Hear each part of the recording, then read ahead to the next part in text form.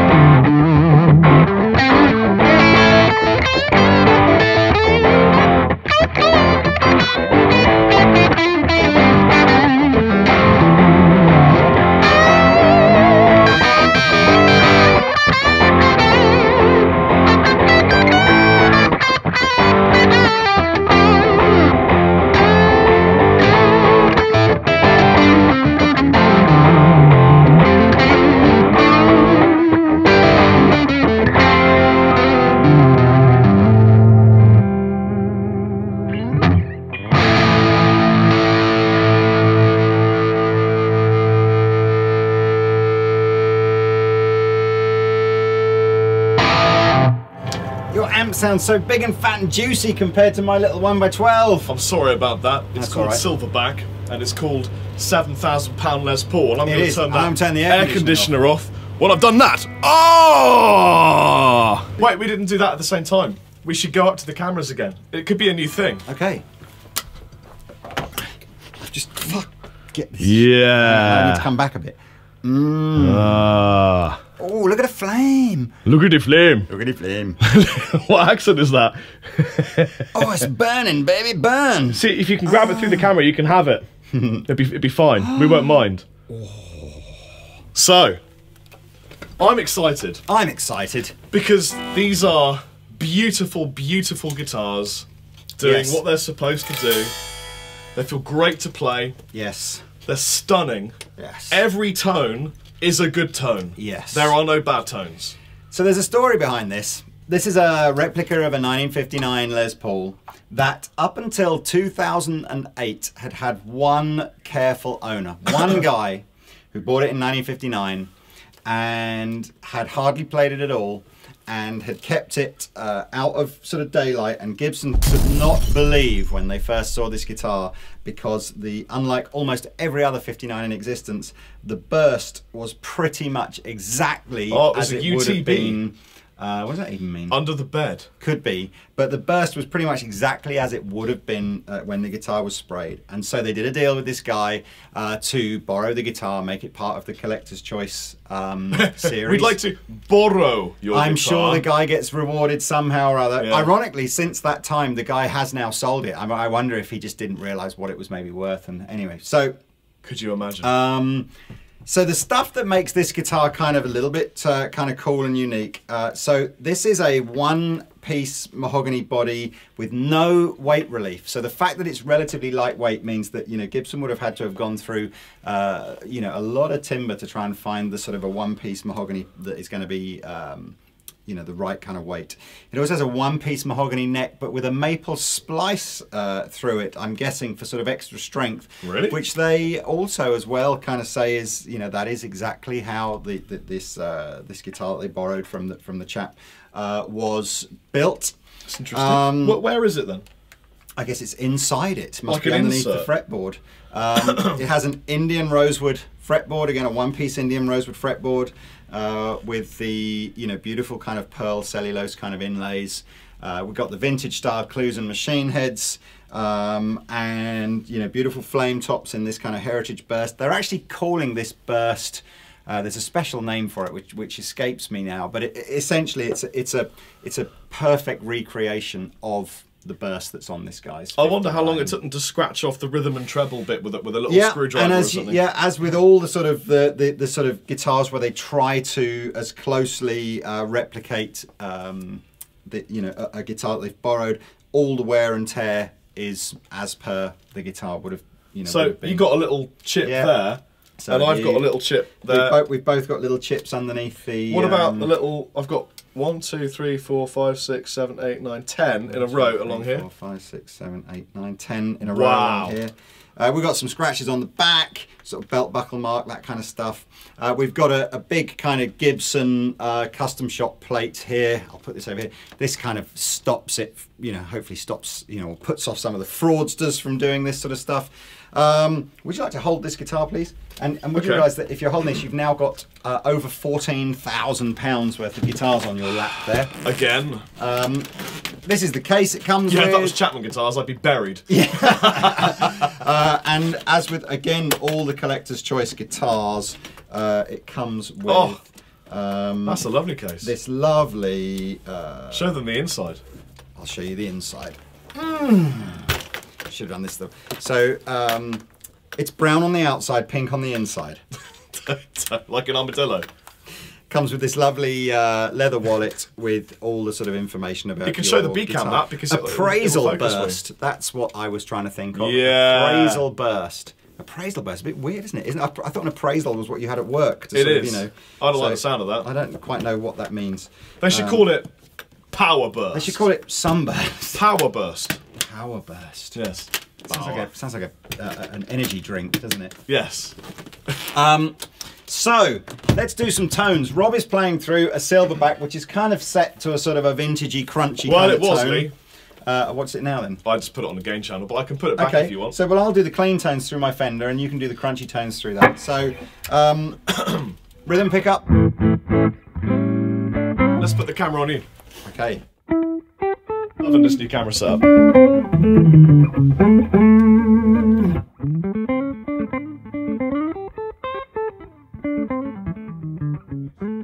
So, I'm doing the clean sounds here. This is the rhythm pickup.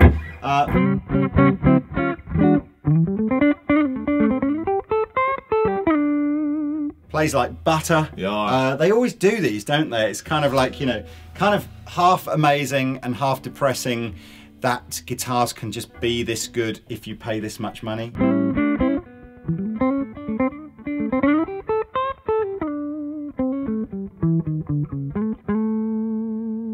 Beautiful kind of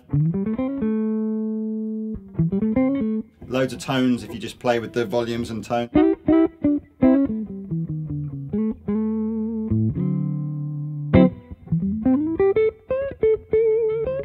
It's kind of goes right from a nice kind of mellow bluesy tone through to real jazzy. Great. I don't like it too dark. Yeah, I love that kind of tone. Bridge pickup. Again,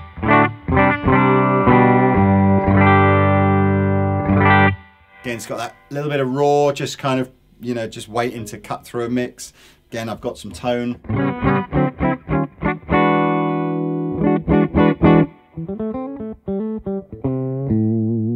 It's not too boomy either. It's still quite a tight tone. Both pickups together.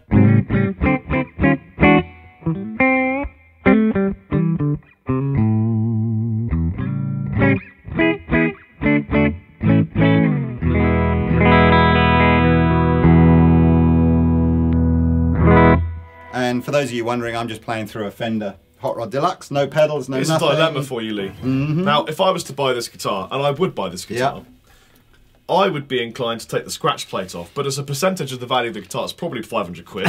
So, would you remove the scratch plate or not? I mean, we've certainly got two guitars here with quite different flame tops. This is going to appeal to someone that wants perhaps a heavier flame. This is going to appeal to someone that wants something a little bit more understated. I prefer this because it looks like more of it's matched to me. Yeah, I mean, some people like the match look and some people like it kind of dirty and raw. Yeah, I mean, this one reminds me a little bit more of the 58 that I've got, where the flame is more perhaps evident around the outside and a little bit less evident in the middle. Yeah. You've got a heavier flame on that one. Let's tell people what the serial numbers are, just in case. Okay. So we only have 2 of these to sell. Mine is number 102. Mine is 063. 063. Yeah. So there were 300 of these made for the world. So Rob has the 63rd one, and I have the 102nd one. So if any of those numbers, you know, have any sentimental value for you, like if you're 102 years old, or perhaps you fought in the 102nd Airborne Division during the war. Wow. Then thank you. Then thank you. Yes. For saving us. These are these guitars. They're mega expensive. You know, I mean. Well, Gibson's put their prices up, haven't they? Well, everyone's put their prices up. A lot of people have, you know, particularly if you live in Europe, where you know, at the moment exchange rates aren't so good for us. Hence the reason some stuff's gone up. But I don't know. I think there's everything. I mean, you can have a great value £99 guitar if you want to buy something that's mass produced in the Far East, or if you want something where, you know, perhaps who knows how many hours, weeks, months, even years have gone into the research behind how do you literally make this guitar as close to the real deal as possible. Yeah, I suppose you're paying for time, not materials, aren't you? Yeah, time and expertise, and to an extent some materials, although probably more time and expertise on this. And then you just sort of sit there going, you know, even though you might think, relative to other guitars, something like this is incredibly expensive, I always come back to, you know, relative to just other stuff that gets sold every day in normal life, whether it's, you know, if you want to see some stuff where you just think to yourself, who on earth would pay that? Go to Harrods in London and go to their handbag department and just look at what gets spent on like a posh handbag. Or look at some terraced houses in London for $5 million. Do you know what I thought you said? I thought you said terrorist houses there, and I was thinking, what? No, I said where's that? terraced houses in London. Yeah. $5 million for a terraced house, small garden, 2 bedrooms. Yeah. I've got $5 million. Yeah, they're nice. I'd rather spend $5 million on a guitar.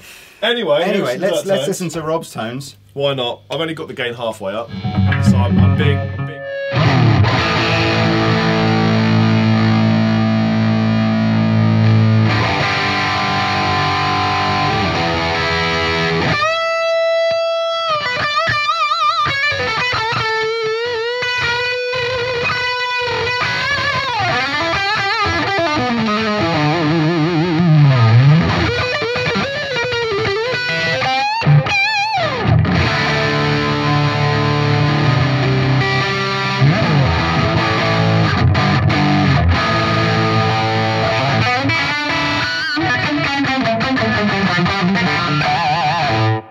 Expecting it to be quite that hot. It's hot. Bearing in mind, hot. I really have less than half the gain.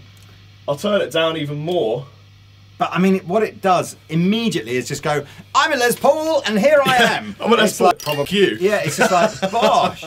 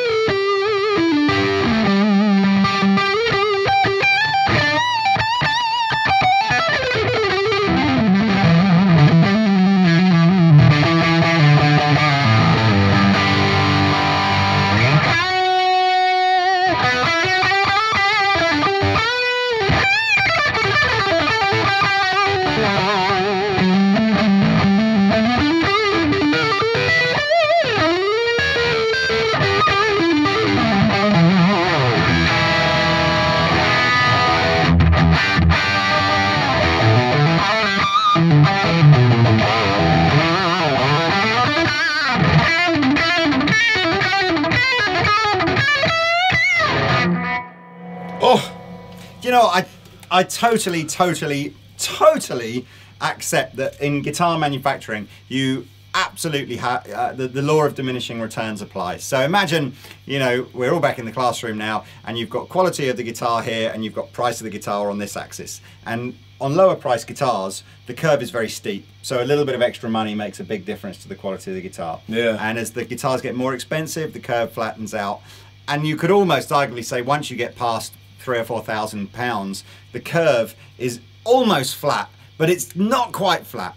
So that, you know, what I'm sort of saying is, although you might sit here thinking, okay, how much better is this than say a £3,000 or a £4,000 guitar? You know, bearing in mind it's twice the price.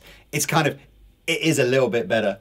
You know, whether or not, and that's just, I guess, that law of diminishing returns probably applies in all kinds of products that you might buy, cars and hi-fi and stuff like that. But it's just, I don't know what it is. It's almost impossible to quantify what it is that is better, you know. But to me, I just see Rob whizzing around on that fretboard and I'm thinking every note is magic.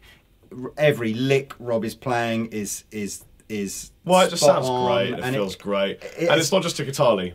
It's a work of art. It is. It's a piece of heritage.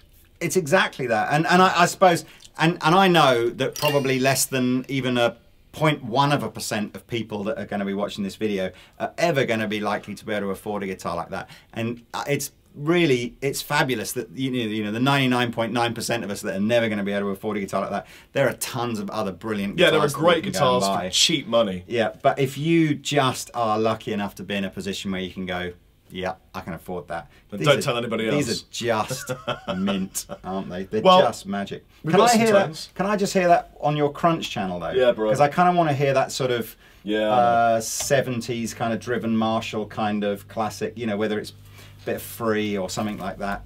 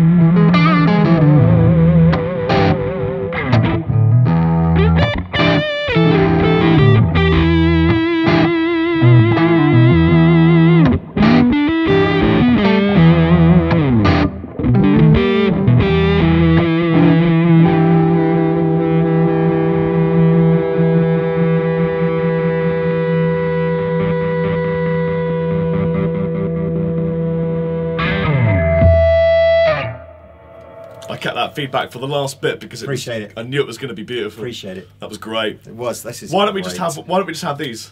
Let's have them. Let's just take these away. Let's have them. Get on a boat. This video is pointless putting up now because Rob and I are going to keep these guitars and just sail off into the sunset. Well, I already have a beautiful Gibson. Yeah, and I have a beautiful Gibson as well. And to be honest with you, that's what I was saying about that curve. You know, we both own really great Gibson guitars, and I never want to sell mine. But you know, this is a little bit better than the one I own. But you know, as I said, it's on that curve. You know, it's kind of. I don't know if this plays better than the one I own. Well, you have a very different one to this. I do. This, however, does feel incredible. Yeah. And sounds very different to my one, but sounds way more 70s kind of. I knew it. As soon as you literally went over to that Crunchy channel, started playing some of that kind of free kind of stuff. This is a proper Gary Moore ripper as well. I bet it is. I bet it could do that too. Anyway, look, that's it. This is called Gabby. So if you want to see these guitars, you want to see some more close-up photography of them, you want to ask any questions about them, go to our website, search for the word Gabby. You may see some pictures of a tennis player who was from Argentina and very successful in the 90s. And if you search Gabba, you'll find a scene from a classic Jackie Chan film. Yes, but if you go to Andertons and search for Gabby, you should see one of these. And as I said, they're both listed online. They're both shown via their serial numbers, which is what we do with all of our sort of nice guitars. We photograph them all, list them all by serial number, so you can have a good old browse through. We've often thought about calling it guitar porn, but then we kind of realised that it would be blocked probably from most people's browsers. So we don't call it that. No. But it is that. But behind closed doors, we do. So there we go. Anyway, these were Gabby. I've been the captain. I've been Chappers. See you later.